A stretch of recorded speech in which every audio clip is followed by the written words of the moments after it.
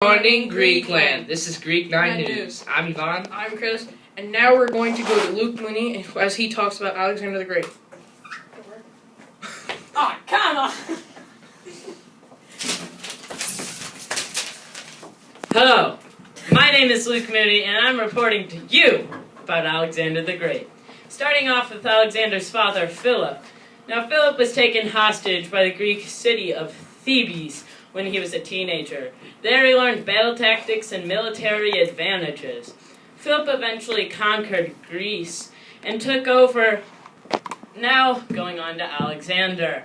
Alexander was special. He was Philip's son, after all. He was tutored by only the finest of tutors, and he wanted to carry on his father's legacy. He was also trained in the one and only Macedonian army, which, if you didn't know, is a pretty good army. Alexander wanted to attack Persia, but the Greek city of Thebes attacked him first. Quickly he responded and took them down.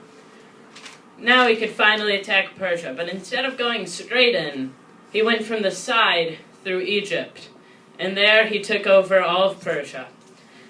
This was one of the many examples of his amazing battle strategies.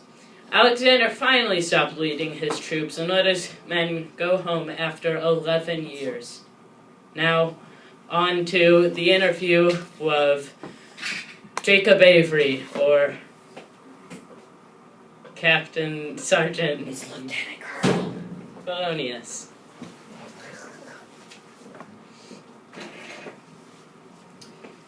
So, we're currently here live in the battlefield. Now, what are we doing here?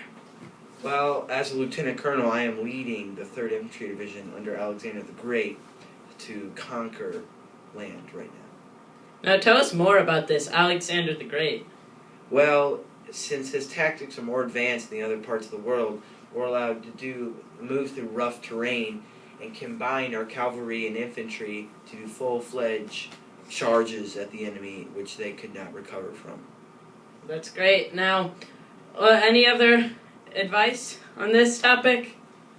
Well, see, Alexander, when he kept his military records in this one book he had with him, he would look at the terrain, and he would have, for every terrain, a specific tactic. So now we're using our mountain canyon tactic, which is to go around the mountain, but also to send troops above with archers, send the archers above so they can fire down.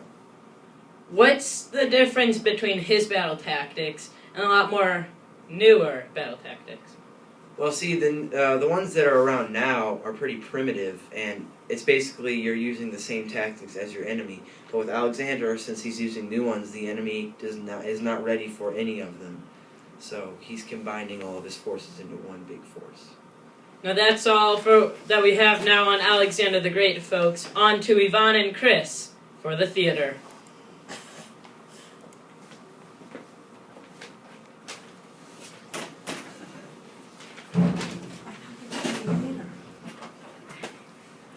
Well-known public speaker Pericles is now running for Athenian leader. He promises 3 things: to strengthen democracy, expand Athenian power, and to beautify Athens. In his latest speech, he says everyone is equal before law. He also dedicated the speech to fallen soldiers. Will he get elected? What will he say in his next speech? Those are questions we are asking. We now go to Ivan with Greek government. So there are 3 types of citizens in Sparta. The first one, in which 3 are, the top one is citizens. The citizens were trained to be soldiers because Sparta is mostly about strength and army. The second one is non-citizens, which comes second, and the 3 behind. So they didn't live near the villages because they weren't citizens. They didn't have much political rights. The third one is helots, and just another word for slaves. They fed Sparta because Sparta didn't do much of the farming. They just wanted to expand their power. For Athens, there are 4 classes: women, citizens, non-citizen free persons, and enslaved. This first one, of course, are citizens. But women would not be included in this category because women were treated as citizens in Athens. Next one is women, but they didn't have much rights at all. They were expected, all that they were expected to do in the family was to keep the family fed and be good wives. The third one is non-citizen free persons. They weren't citizens, but they were free because they weren't enslaved. The last one is enslaved people. They did all the work for Athens, and the children from the enslaved were also enslaved. We now go to Stephen and Matt as they at the theater.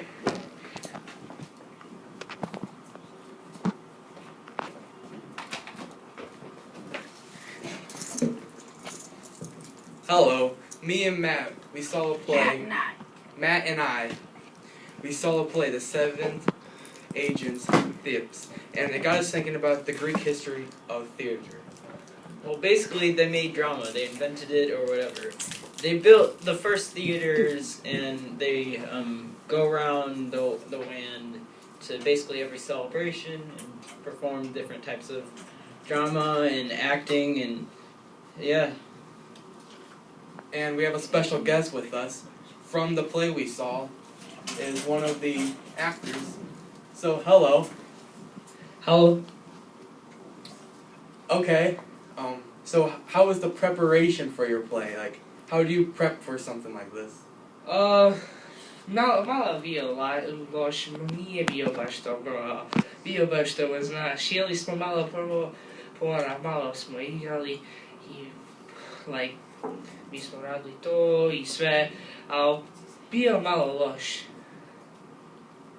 Okay, well, that ends it here.